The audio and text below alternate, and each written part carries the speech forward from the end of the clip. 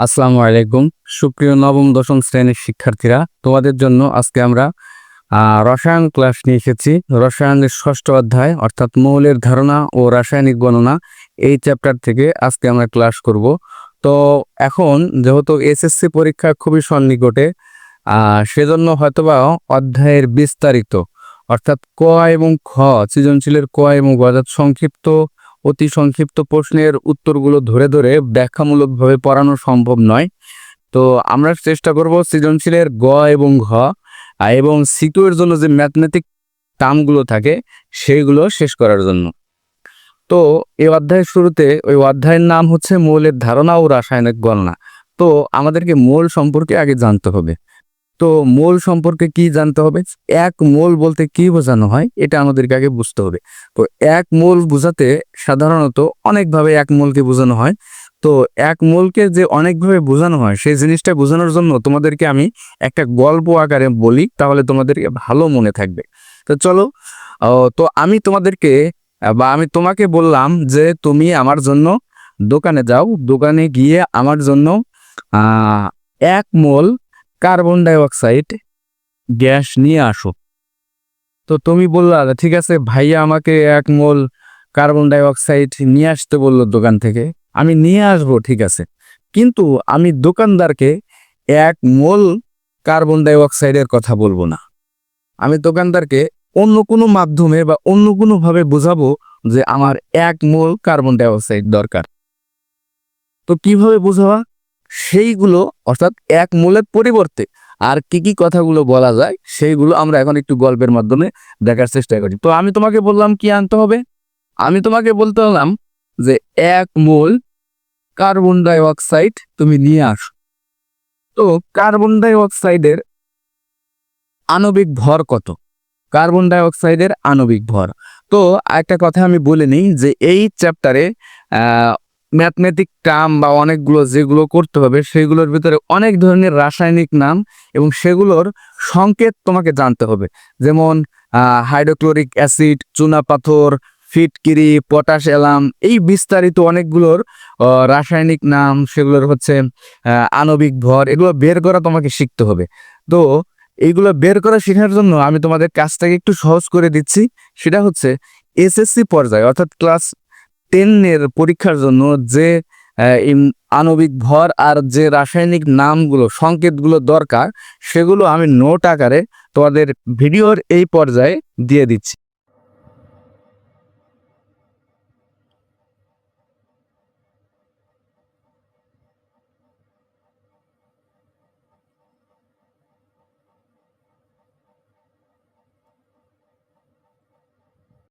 আশা করছি নোটগুলো দেখতে পাচ্ছ।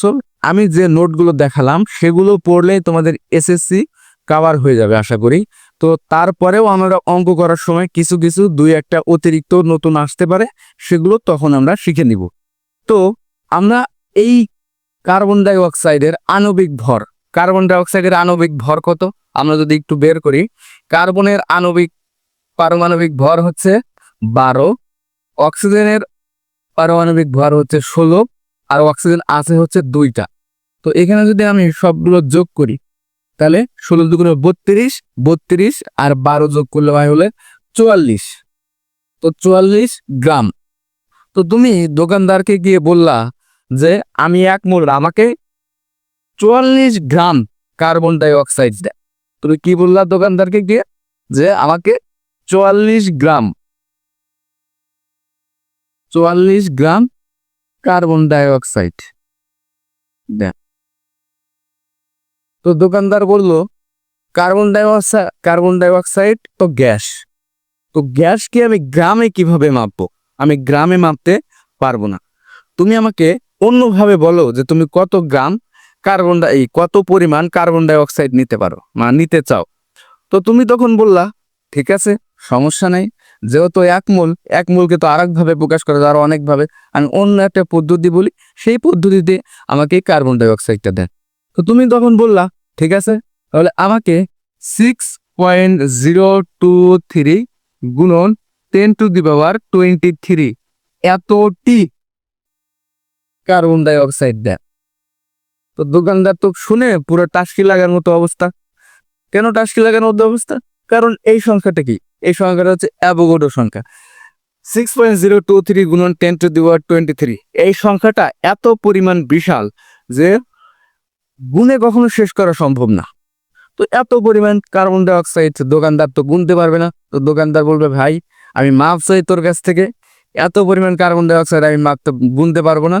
তুমি অন্য কোনো পদ্ধতিতে আমাকে বলো যে তুমি কি পরিমাণ কার্বন ডাই অক্সাইড নিতে চাও। তো তখন তুমি মনে মনে ভাবলা, ঠিক আছে, আমি কিন্তু মোল বলবো না, আমি 1 মোল বলবো না যে 1 মোল পরিমাণ কার্বন ডাই অক্সাইড নিতে চাই, আমি অন্য পদ্ধতিতে বলবো। তুমি তখন বললা, ঠিক আছে, আমাকে যদি আপনি এত গ্রামেও দিতে না পারেন, এত পরিমাণ কার্বন ডাই অক্সাইডও দিতে না পারেন, তাহলে আপনি আমাকে এক কাজ করেন, আমাকে এসটিপিতে এসটিপিতে 22.4 litre, এসটিপিতে 22.4 litre carbon die oxide আমাকে দেন। তো দোকানদার বলল, ঠিক আছে, গ্যাস তো মাপা যায়, বুঝলাম, মানে লিটারে মাপা যাবে। তো আমি এসটিপি বলতে কি, আমি এসটিপি বলতে বুঝতেছি না, তুমি আমাকে এসটিপির জিনিসটা ভেঙে বলো। তো তুমি তখন বললা, এসটিপি হচ্ছে স্ট্যান্ডার্ড টেম্পারেচার অ্যান্ড প্রেশার, অর্থাৎ স্ট্যান্ডার্ড টেম্পারেচার হচ্ছে 0 ডিগ্রি এবং স্ট্যান্ডার্ড প্রেশার হচ্ছে 1 atm। তো দোকানদার তখন বলল, 1 atm না হয় বুঝলাম বায়ুর চাপ, কিন্তু তাপমাত্রা 0 ডিগ্রি। আমার দোকান তো ভাই পৃথিবীতে, আর পৃথিবীর তাপমাত্রা তো 0 ডিগ্রি না। তো আমার এখানকার তাপমাত্রা তো 0 ডিগ্রি না, তোমাকে আমি 0 ডিগ্রিতে কিভাবে 22.4 লিটার মেপে দিব? এটা সম্ভব না আমার পক্ষে। তুমি অন্য কোনো পদ্ধতিতে বলো যে কি পরিমাণ কার্বন ডাই অক্সাইড নিতে চাও। তো তখন তুমি মনে মনে তো প্রতিজ্ঞা করেই ফেলছো, না 1 মোল বলা যাবে না। তো তুমি কি বললা, ঠিক আছে, তাহলে আপনি আমাকে এসএটিপিতে 24.8 litre 24.8 litre carbon die oxide দেন। তো তখন দোকানদার বলল, 24.8 লিটার বুঝলাম, কিন্তু এসএটিপিটা কি? তখন তুমি বললা, এসএটিপি মানে হচ্ছে standard ambient temperature and pressure. তো দোকানদার বললো, এটার মানে কি, আমাকে ভেঙে বলো। তখন তুমি বললা যে স্ট্যান্ডার্ড এম্বিয়েন্ট টেম্পারেচার, অর্থাৎ এই টেম্পারেচারটা হচ্ছে 25°C, আর এই প্রেশারটা হচ্ছে 1 atm। তো তখন দোকানদার বলল, তাপমাত্রা 25 ডিগ্রি, আমার দোকানের এখানকার স্বাভাবিক তাপমাত্রা 25 ডিগ্রি, ঠিক আছে বুঝলাম, এবং বাতাসের চাপ 1 atm, ঠিক আছে। এই পদ্ধতি বা এই শর্ত মেনে আমি তোমাকে 24.8 লিটার দিতে পারবো। তো তখন দোকানদার তোমাকে 24.8 লিটার মেপে দিয়ে দিল কার্বন ডাই অক্সাইড, তুমি সেটা নিয়ে আমার কাছে চলে আসলা।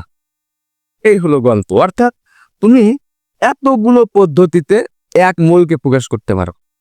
তাহলে কি, দেখো 1 মোল এটা তো নিজের একটা পদ্ধতি। এই 1 মোলকে আমি এই একটা পদ্ধতি, 2টা পদ্ধতি, 3টা পদ্ধতি, 4টা পদ্ধতি, আর 1 মোল তো নিজেই একটা পদ্ধতি, অর্থাৎ 5টা পদ্ধতি। তো 1 মোলকে আমি এই 5 ধাপে লিখতে পারি।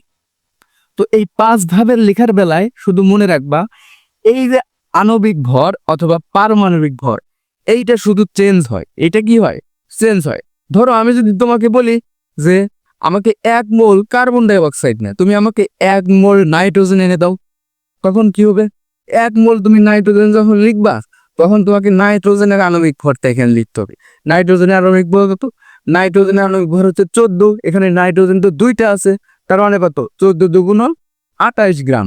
অর্থাৎ 1 মোল নাইট্রোজেন বলতে বোঝায় 28 গ্রাম নাইট্রোজেন, অথবা 6.023 গুণন 10⁻23 এত নাইট্রোজেন, অথবা এসটিভিতে অর্থাৎ 0 ডিগ্রি টেম্পারেচার এবং 1 atm প্রেসারে 24.4 লিটার নাইট্রোজেন, অথবা এসএটিভিতে অর্থাৎ 25 ডিগ্রি তাপমাত্রা এবং 1 atm এ 24.8 লিটার নাইট্রোজেন।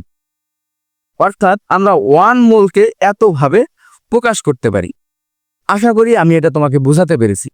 শুধুমাত্র আমাদের চেঞ্জ হবে এই গ্রাম, অর্থাৎ আণবিক ভর অথবা পারমাণবিক ভরটা আমাদের চেঞ্জ হবে, আর বাকি সব ক্ষেত্রে সবগুলোর ক্ষেত্রে ওয়ান মোল সম্পর্কে একই জিনিস থাকবে। আচ্ছা, আরেকটা জিনিস আমাদেরকে খেয়াল রাখতে হবে, সেটা হচ্ছে এই 3 আর 4 নাম্বার পয়েন্টটা, অর্থাৎ এসএটিপি এবং এসটিপিতে শুধুমাত্র গ্যাসীয় পদার্থের ক্ষেত্রে প্রযোজ্য।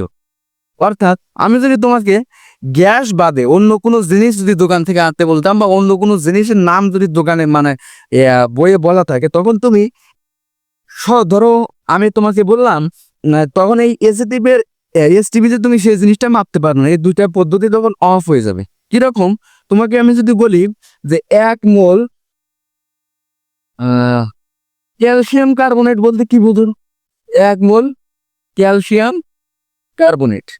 তো ক্যালসিয়াম কার্বনেট বলতে কি বোঝায়, ওই যে আমি বললাম প্রথমেই যে অনেকগুলো জিনিসের রাসায়নিক নাম সংকেত তোমাদের মুখস্থ করতে হবে পারমাণবিক ভর সহ। তো সেগুলোর ভিতরে আছে ক্যালসিয়াম কার্বনেট, মানে হচ্ছে চুনা পাথর। তো চুনা পাথরটা একটা শক্ত পদার্থ বা কঠিন পদার্থ। তো চুনা পাথর এর আণবিক ভর হচ্ছে 100। আণবিক ভর কত? 100। কিভাবে 100 হয়? ক্যালসিয়ামের আণবিক ভর হচ্ছে 40, যোগ কার্বনের ভর হচ্ছে 12, যোগ অক্সিজেন হলো 16, 16 আছে 3টা, এই সব মিলা যোগ করলে হবে হলো 100 গ্রাম। অর্থাৎ 1 মোল ক্যালসিয়াম কার্বনেট বলতে বোঝায় 100 গ্রাম ক্যালসিয়াম কার্বনেট এবং 6.023 গুণন 10⁻23টি ক্যালসিয়াম কার্বনেট।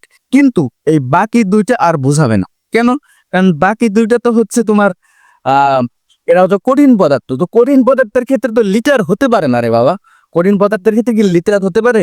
যে আমি তোমাকে যদি বলি যে কঠিন পদার্থ কিরকম, ধরো মাটি, তোমাকে আমি বললাম যে 5 লিটার মাটি আমারে দাও, তুমি কি কখনো দিতে পারবা? অর্থাৎ কঠিন পদার্থের ক্ষেত্রে লিটারে হয় না। অর্থাৎ আমাদেরকে যখন কোনো জিনিসের মোল বের করতে বলবে, তখন দেখতে হবে জিনিসটা যদি কঠিন পদার্থ হয়, তখন নিচের দুইটা অপশন, অর্থাৎ এসএটিপি এবং এসটিপি অপশনটা বন্ধ হয়ে যাবে। তো আমাদের এসএসসির সিলেবাসে এসটিপিটাই সাধারণত ব্যবহার করা হয়, এসএটিপিটা ব্যবহার করা নাই বললেই চলে। হঠাৎ 2-1টা অঙ্কে, খুবই রেয়ার কেস, 2-1টা অঙ্কের ক্ষেত্রে আসে। তো সেজন্য আমি একটু দেখাই রাখলাম, আশা করি বুঝতে পারছো। তো এখন এই মৌলের ধারণা পাওয়া, এই মৌল সম্পর্কিত অনেকগুলো অঙ্ক আমাদেরকে করতে হবে। তো এই অঙ্কগুলো করার জন্য অনেকভাবে সূত্রগুলো মনে রাখা যায়। তো অনেকভাবে সূত্রটা বের করা যায়। সূত্র কিভাবে বের করতে হয় সেটা তোমাদের আর আমি এখন শেখাবো না, কারণ ওইটার দরকার নাই, শুধু শুধু সময় নষ্ট হবে। তো আমি ডাইরেক্ট একটা সূত্র লিখে দেবো। বইয়ে সূত্রগুলো আছে কিন্তু ভাঙা ভাঙা অবস্থায় আছে।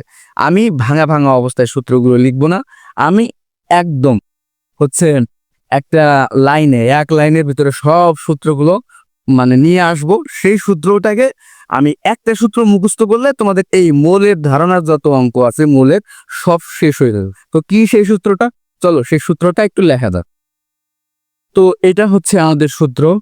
তো এখানে সূত্রটা একটু খেয়াল করো, এখানে এন, ছোট হাতের এন, এন সমান সমান W/N সমান সমান VSTP 22 নিচে হচ্ছে 22.4 লিটার সমান সমান VSATP ডিভাইডেড বাই 24.8 সমান সমান N/Na সমান সমান SV ডিভাইডেড বাই 1000। তো এখানে এই জিনিসগুলো দ্বারা কি বোঝায় আমি নিচে এখানে লিখে দিয়েছি। যেমন এন, ছোট হাতের এন বলতে বোঝাচ্ছে মোল সংখ্যা, ডাব্লিউ বলতে বোঝায় পদার্থের ভর, এবং পদার্থের ভরটা অবশ্যই গ্রামে থাকতে হবে, আমাদেরকে গ্রামে নিয়ে আসতে হবে যদি অন্য কোনো কিছুতে থাকে। আর এম, বড় হাতের এম, এম হচ্ছে আণবিক ভর অথবা পারমাণবিক ভর। আণবিক ভর আর পারমাণবিক ভর বলতে অনেকে একটু গোলায় ফেলে। আণবিক ভর বলতে বোঝায় যখন মৌল একই অধিক থাকে। ধরো ক্যালসিয়াম কার্বন ডাইঅক্সাইড যদি বলি, সেখানে কার্বন আছে এবং হচ্ছে অক্সিজেন আছে, তো সেক্ষেত্রে পারমাণবিক ভর। এখন আমি যদি শুধু বলি সিঙ্গেল একটা জিনিসের কথা বলি, যেমন ধরো নাইট্রোজেন গ্যাস N2, অর্থাৎ সেটা তো হবে পারমাণবিক ভর। আশা করি বুঝতে পারছো। আচ্ছা, এবার ভিএসটিপি হচ্ছে হলো গ্যাসের আয়তন এসটিপিতে, আর ভিএসএটিপিতে হচ্ছে হলো গ্যাসের আয়তন, এটাও গ্যাসের আয়তন কিন্তু এটা এসএটিপিতে। আর এন, বড় হাতের এন মানে অণুর সংখ্যা অথবা পরমাণুর সংখ্যা। আর এস তো হচ্ছে দ্রবণের ঘনমাত্রা, এবং ভি হচ্ছে দ্রবণের আয়তন, সেটা হচ্ছে মিলিলিটার এককে। তো এই সূত্রটা একদম মাথার ভিতরে ফিক্সড করে নাও। তুমি যদি এই একটা সূত্র জানতে পারো তাহলে বাকি সবগুলো মানে বা এই মোল সম্পর্কিত সব অঙ্ক তুমি ইজিলি করতে পারবা। এই সূত্রটা জাস্ট তোমাকে মাথায় রাখতে হবে। তো আমরা আজকে এই সূত্র পর্যন্তই আলোচনা করলাম। আগামী দিনে এই সূত্র থেকে আমরা কিভাবে অঙ্ক করব সে ব্যাপারে আমরা আলোচনা করব, এবং আমরা বিভিন্ন বোর্ডের এমসিকিউ এবং সিকিউ গুলো এই মোলের সমস্যা সম্পর্কিত সমস্যা যেগুলো আছে বিভিন্ন বোর্ডে অথবা বিভিন্ন বিভিন্ন বোর্ডের পরীক্ষায় সিকিউতে এবং এমসিকিউতে যে প্রশ্নগুলো আসছে সেগুলো নিয়ে আলোচনা করব। তো আজকের জন্য এটুকুই, ধন্যবাদ। তো আমি আসলে বলছিলাম যে আগামী দিনে কিছু ম্যাথ করাবো। তো আসলে যখন আমরা সূত্রটা শিখলাম তখন যদি কিছু ম্যাথ না করি তাহলে আসলে সূত্রটার ইফেক্ট আমাদের মগজ থেকে চলে যেতে পারে। তাই আমরা কিছু অঙ্ক আজকে সমাধান করার চেষ্টা করি। তো আমাদের এখান থেকে আমরা মোটামুটি 15 থেকে 20টার মতো অঙ্ক করব। তো আজকে আমরা 3-4টা অঙ্ক করি, তাহলে আমাদের মাথার ভিতরে সূত্রটা ইফেক্ট ভালোভাবে পড়বে। তো চলো শুরু করা যাক। তো সেজন্য আমি একটা প্রশ্ন নিয়েছি, সেটা হচ্ছে চট্টগ্রাম বোর্ড 2015। আমি প্রশ্ন নাম্বার দিচ্ছি 1। তো আসলে আমি যে কয়টা শিখাবো সেই সিরিয়াল অনুযায়ীর জন্য আমি 1 নাম্বার দিয়েছি। তো আসলে সূত্রটা কিন্তু আমি উপরে লিখে রাখছি। তো খেয়াল করো, এখানে বলা হয়েছে 2 গ্রাম খাদ্য লবণে কতটি অণু আছে। তো আমাদেরকে এখানে কয়েকটা বিষয়, প্রশ্ন থেকে কয়েকটা বিষয় আইডেন্টিফাই করতে হবে যে কি কি তথ্য আমাদের দেয়া আছে আর কি আমাদেরকে বের করতে হবে। তো মনে রাখতে হবে তার আগে দেখো এখানে বলা আছে 2 গ্রাম। 2 গ্রাম, গ্রাম বলতে কি বোঝায়? জিনিসটার ভর, ওয়েট, অর্থাৎ 2 গ্রাম এটা হচ্ছে আমাদের ডাব্লিউ। এটা হচ্ছে আমাদের কি? এটা আমাদের ডাব্লিউ। আচ্ছা, পরবর্তীতে এখানে বোঝাচ্ছে খাদ্য লবণ।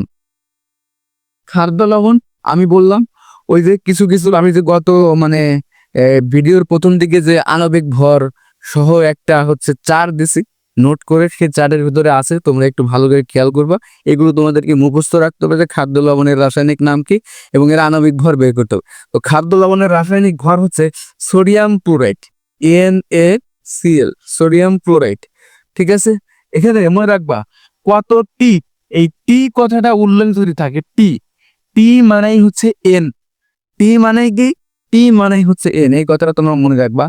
টি মানেই এন, বড় হাতের এন অথবা বড় হাতের NA, যেটাই থাক একটা হলেই হোক। আচ্ছা, আরেকটা জিনিস এখন আমাদের এখানে তাহলে খেয়াল করো, এখানে ডাব্লিউ আছে। ডাব্লিউ, আমাদের সূত্রের দিকে তাকাও, দেখো সূত্রের দিকে W/M, অর্থাৎ এই অংশটা আমাদের লাগবে W/M। আমরা এই অংশটাকে একটু মার্ক করলাম বোঝার জন্য। তারপরে আর কোনটা দেয়া আছে দেখো তো, আমাদের এখানে বড় হাতের এন দেয়া আছে। তো সূত্রের কোথায় বড় হাতের এন আছে? আর আমাদের বড় হাতের এন আছে এই জায়গাটাতে। অর্থাৎ আমাদেরকে এই যে গোল করা অর্থাৎ বৃত্ত করা যে দুইটা সূত্রের অংশ, এই দুইটা অংশ কেটে নিয়ে আসে অঙ্কটা করতে হবে।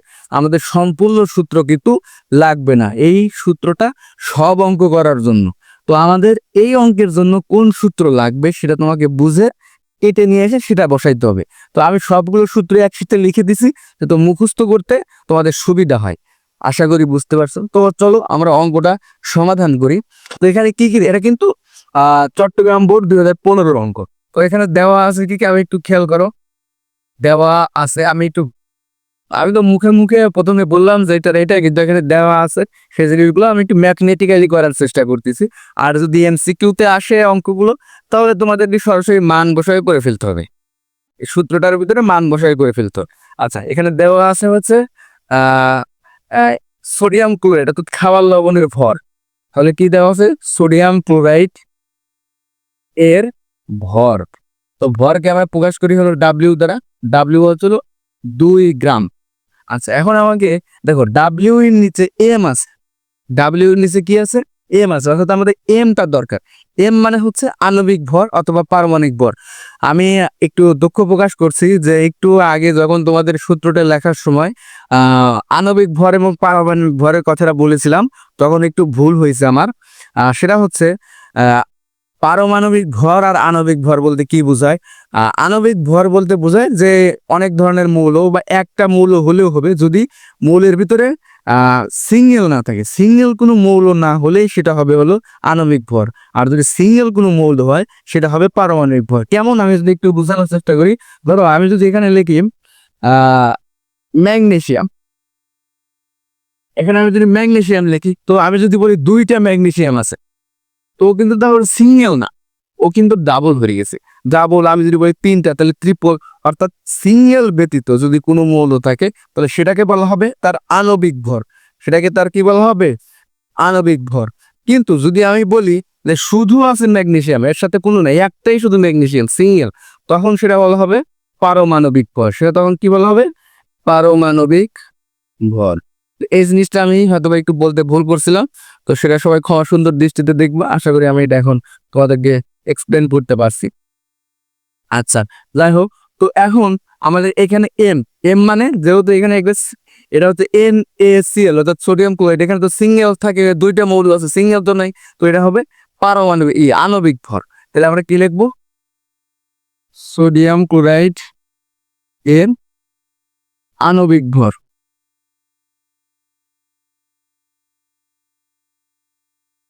আণবিক ভর এম, এম সমান সমান কি হবে, খেয়াল করো এখানে যা, তোমাদের যদি কারোর মুখস্থ থাকে তাহলে ভালো, মুখস্থ বসাই দিবা। আর যদি মুখস্থ না থাকে তাহলে তোমাদেরকে এইভাবে বের করতে হবে, সেজন্য আমি বের করার নিয়মটা একটু দেখাই দিচ্ছি, ঠিক আছে। তবে সোডিয়ামের ভর সংখ্যা হচ্ছে 23 যোগ ক্লোরিনের ভর সংখ্যা হলো 35.5, এটা আমরা সবাই জানি, ঠিক আছে। যোগ করলে কত হবে, যোগ করলে হবে 58.5 বা 58.5, যাই বলি, বাংলা ইংলিশ মিলে ফেলতেছি, এটা সবাই একটু দেখবা। আচ্ছা, এখন আমাদেরকে বের করতে হবে এল এর মান। তো আমরা এইটুকু লেখার পরে আমরা সূত্রটুকু কাটা নিয়ে আসে লিখবো। আমরা লিখবো যে আমরা জানি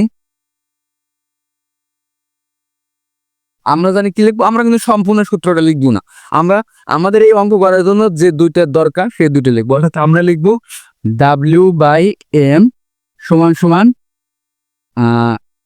N/Na।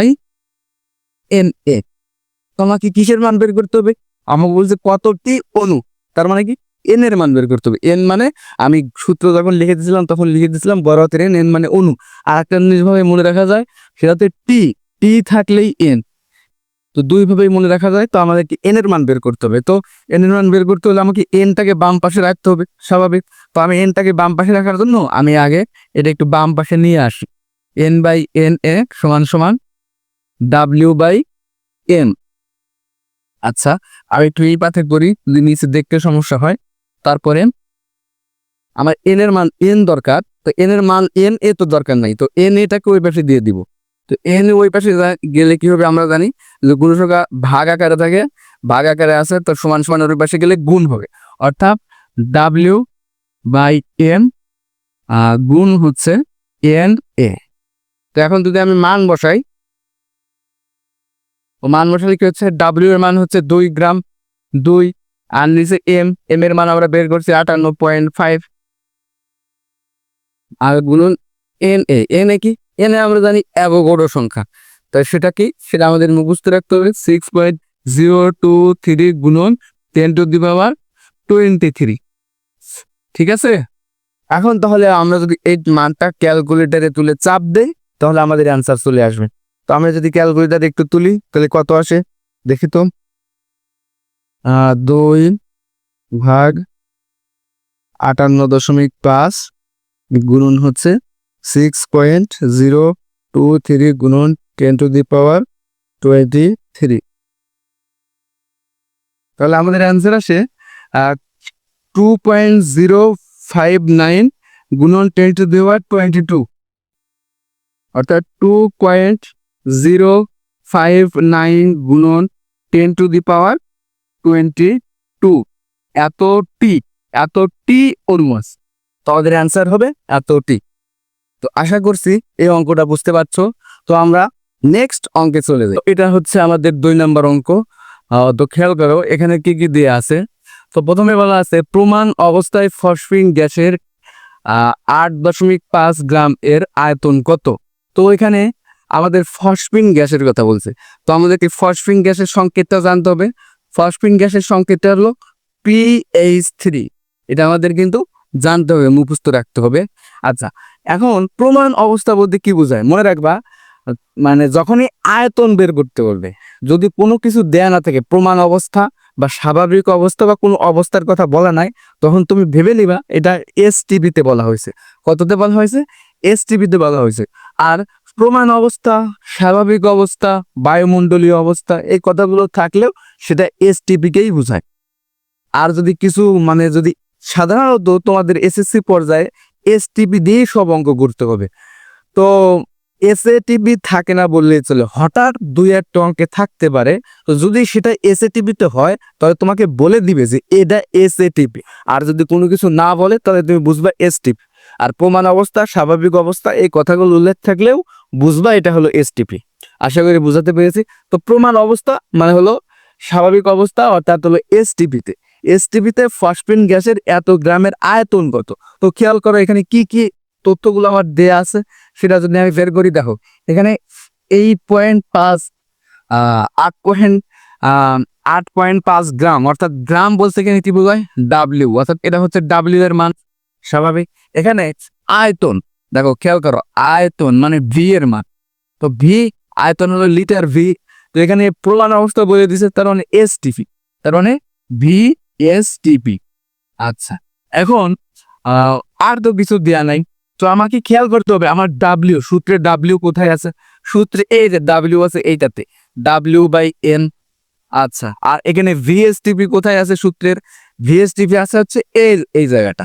ভিএসটিপি সমান সমান 22 ভিএসটিপি ডিভাইডেড বাই 22.4 লিটার।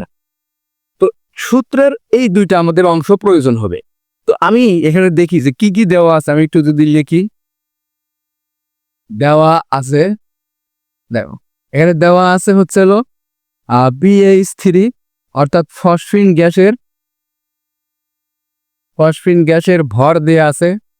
ফসফিন গ্যাসের ভর ডাব্লিউ সমান সমান 8.5 গ্রাম। আচ্ছা, আর কি দেয়া আছে? আর তো কিছু, এখানে ফসফিন গ্যাসের আমরা পারমাণবিক ভর বা আণবিক ভর, আণবিক ভর আমরা বের করে নিয়ে দিতে পারি। তাহলে ফসফিন গ্যাসের আণবিক ভর, বড় হাতের এম, সমান সমান ফসফরাসের আণবিক ভর হচ্ছে হলো 31, আর হাইড্রোজেনের হচ্ছে 1, আর হাইড্রোজেনের আছে হচ্ছে 3টা। আচ্ছা, তোমাদেরকে একটা ট্রিক্স বলে দিই, সেটা হচ্ছে এই পারমাণবিক ভর বের করার সহজ সিস্টেম হচ্ছে, সাধারণত মৌলের পারমাণবিক সংখ্যা যত হয় পারমাণবিক ভর তার ডাবল হয়। কিন্তু যদি মৌলের সংখ্যা বিজোড় হয় তাহলে তার পারমাণবিক ভর বা আণবিক ভর ডাবলের চেয়ে 1 বেশি হয়। কিরকম? যদি আমি বলি কার্বন হচ্ছে পারমাণবিক সংখ্যা 6, অর্থাৎ জোড় সংখ্যা, তাহলে কার্বনের পারমাণবিক ভর হচ্ছে বা আণবিক ভর হচ্ছে 6 দুগুণ 12। কিন্তু এই যে ফসফরাস কত? 15, বিজোড় সংখ্যা, অর্থাৎ ফসফরাসের ডাবল মানে 15-এর ডাবল 30 হওয়ার কথা, কিন্তু ডাবল না হয় ডাবলের চেয়ে 1 বেশি হয়েছে, যেহেতু একটা বিজোড়। এটা সবগুলোর ক্ষেত্রেই যে মিলবে এরকম কিছু না, তবে অধিকাংশ ক্ষেত্রেই মিলে যায়। তো এটা এই সিম্পল একটা ট্রিক্সের মাধ্যমে আমরা মনে রাখতে পারি। তো যাই হোক, এই সবগুলো যদি আমরা যোগ করি তাহলে আনসার পাবো হচ্ছে 34। ঠিক আছে, তাহলে এখন আমরা যদি সূত্রটা বসাই, যে আমরা জানি আমরা এই যে দুইটা সূত্র আমাদের লাগবে, সূত্রের যে দুইটা অংশ এখানে, সেই দুইটা অংশ আমরা নিয়ে আসছি। কোন দুইটা অংশ লাগবে সেটা আগেই বলে দিছি, আরেকবার বলি যে এখানে ডাব্লিউ দেওয়া আছে, অর্থাৎ সূত্রের ডাব্লিউর অংশটা লাগবে। এখানে আয়তন চাইছে, অর্থাৎ ভিএসটিপি, অর্থাৎ ভিএসটিপির অংশটা আমাদের লাগবে। তো আমরা শুধু ওই দুইটা অংশটাই লিখবো। আমরা জানি ডাব্লিউ বাই এম সমান সমান ভিএসটিপি ডিভাইডেড বাই 22.4। তো এখান থেকে আমাদের ভিএসটিপি বের করতে হবে। তো ভিএসটিপি ডিভাইডেড বাই 22.4 সমান সমান ডাব্লিউ বাই এম। আমি ঘুরাই লিখলাম। এখন ভিএসটিপির দরকার, সেজন্য ভিএসটিপি সমান সমান, তাহলে 22.4 এই পাশে ভাগাকার আছে, ওই পাশে গেলে গুণ হবে, অর্থাৎ ডাব্লিউ ডিভাইডেড বাই এম গুণন 22.4। আমি একটু এই পাশে লিখে, কারণ ওই পাশে দেখা যাচ্ছে কিনা। তো এখানে যদি মান বসাই তাহলে কি হবে খেয়াল করো, তাহলে ভিএসটিপি সমান সমান ডাব্লিউ এর মান হচ্ছে কত 8.5। আচ্ছা, নিচে এন এর মান হচ্ছে 34 গুণন এখানে হলো 22.4। 22.4। তো এটা যদি ক্যালকুলেট করা হয় তাহলে আমাদের আয়তন বা ভিএসডিবি আমরা পাবো। তো আমি একটু ক্যালকুলেটারে হিসাব করি যে মানটা কত আসে। মানটা আসছিল 8.5, 8.5 ডিভাইডেড বাই 34 গুণন 22.4। ও অ্যান্সার ছিল 5.6 লিটার। তোমরা নিজেরাও করবা, দেখবা ঠিক আছে কিনা। 5.6 এত লিটার। তো ভিএসটিভি অর্থাৎ প্রমাণ অবস্থায় ফসফিন গ্যাসের 8.5 গ্রামের আয়তন 5.6 লিটার। আশা করি বুঝতে পারছো। আজকের জন্য এটুকুই। আগামী দিনে পরবর্তী অঙ্ক এবং আরও অনেকগুলো অঙ্ক আমরা করাবো, সেই অঙ্কগুলোর সাথে এবং নতুন কিছুর সাথে দেখা হবে। আশা করি তোমাদের পাশে পাবো। সবাই আমাদের সাথে যুক্ত থাকবা, নিজের বন্ধুদের কাছে আমাদের ভিডিওগুলো শেয়ার করবা যদি ভালো লেগে থাকে। এটুকুই কথা বলার ছিল। সবাই আমাদের সাথে সংযুক্ত থাকো। আমরা সবাই মিলে যদি একত্রে থাকি তাহলে আমাদের পক্ষে ভালো কিছু করা সম্ভব। ধন্যবাদ। আসসালামু আলাইকুম।